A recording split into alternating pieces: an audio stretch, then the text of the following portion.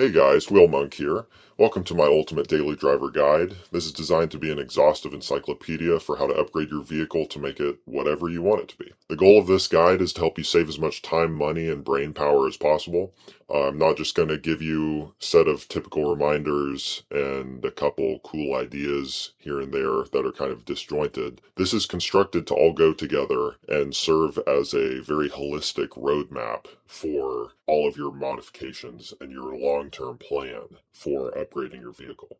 Check on my free posts on my Patreon for a much more in-depth intro and a bunch of other stuff. There's a lot of stuff in here. This is supposed to be pretty much fully comprehensive. Massive amount of stuff in here, so I'm going to be trying to go through it pretty quickly. I hope that you guys get a lot from it. Let's get started. Here's a quick overview of the table of contents, really of the whole guide. As you can see, all the different topics are organized by color. They are also sorted by levels. So level 1, 2, or 3 if it's applicable based on just kind of how much time, money, and mechanical expertise you're going to need for things. So if you want, you can still go through all the different categories, but stay just at level 1, stay with the easy stuff. Or if you want to put more investment in your vehicle, it's very cleanly organized like that. Many of the nodes also are links to specific products that just take you right to the page. So I'm trying to make it as convenient for you guys as possible. The goal here is to give all of you guys way more knowledge than you can get from a lot of different YouTubers out there who go over like, oh, the vehicle preparedness,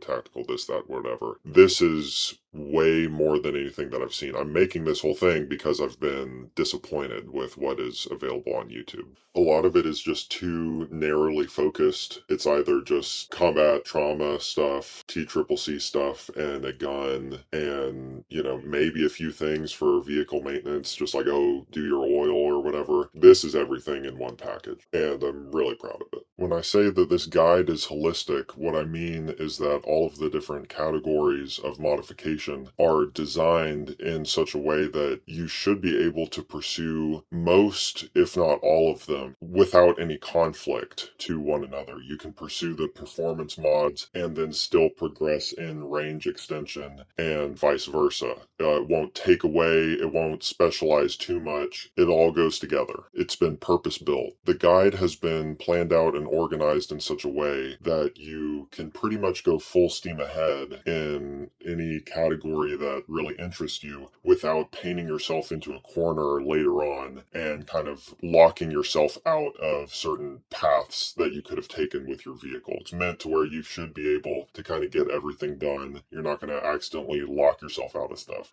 So let's get into it. Section 0, legality. Starting with level 1, license, registration, insurance, and inspection. Just the most basic things, don't even need to talk about it. Level 2, multi-year registrations. Those can be more convenient, less time at the DMV, and you save some money. Antique or farm plates, those can be an advantage for trying to dodge emissions and stuff like that.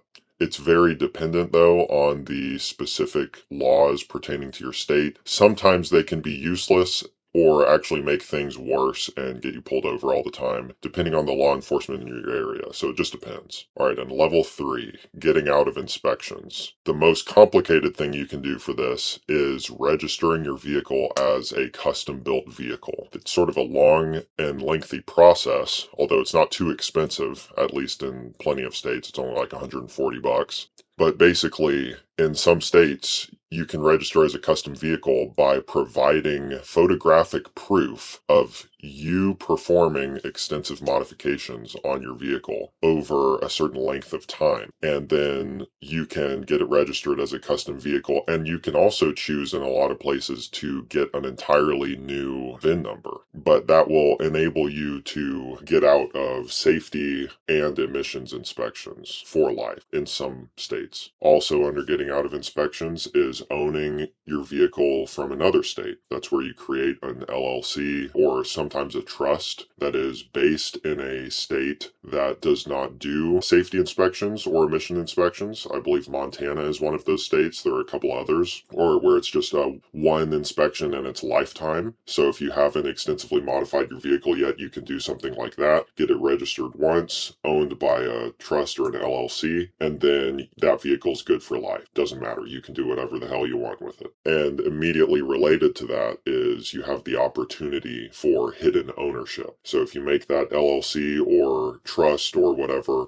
in a anonymous way with its naming and structure and make it private and whatnot. By the way, this is a link to a very comprehensive book written by an FBI guy on how to do all of that, all the specific steps and everything. It's a great, great book and privacy resource. I highly recommend it. But in that, he goes through how to do the entire process of hidden ownership. And so if somebody runs your plates, basically it doesn't come up to you. It'll give them the address of some PO box or something that nobody can reach, out in the Midwest, just that kind of stuff. So it can provide you some security if you have people stalking you or, people trying to dox you or something like that. So it is something that you can do that a lot of people don't think about. Section 1, organization. All right, this is the stuff that you need for all the other stuff that you need. So level 1 is just bags. You're going to have a lot of different items of equipment, different supplies, stuff like that. So you're really going to want bags, just small Ziploc bags at the most basic level and labeled if they have anything that maybe is not apparent, like bolt sizes or fuses or whatever. Medium, maybe just some regular fabric bags if you want. Really the smallest is the most important. And then having some sort of a larger bag, put reusable grocery bags here, kind of like the bags that you can get at Aldi for like $1. Any grocery store, the really thick bags that can actually carry a good amount of stuff in them. They're great because they're super cheap. They're very inconspicuous. They don't look like anything. It's not some Molly medium, assault pack thing, multicam or whatever. Like it looks very normal, easy to cover stuff up in it. And then of course rubber bands for the stuff inside of your bags. You can get normal ones. You can also get like more special ones, but normal ones are just super cheap. Just get a thing of, 100 rubber bands for like $1.